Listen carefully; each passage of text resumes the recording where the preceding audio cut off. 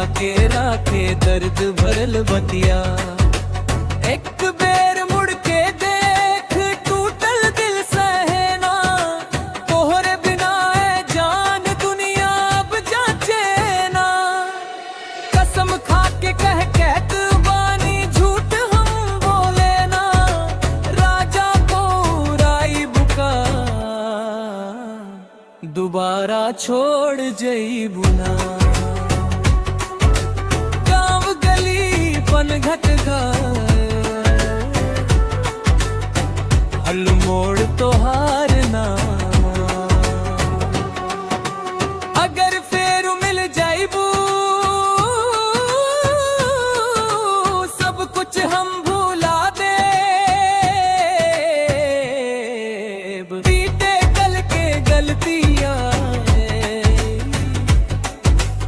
आज माफ करा दे। राजा को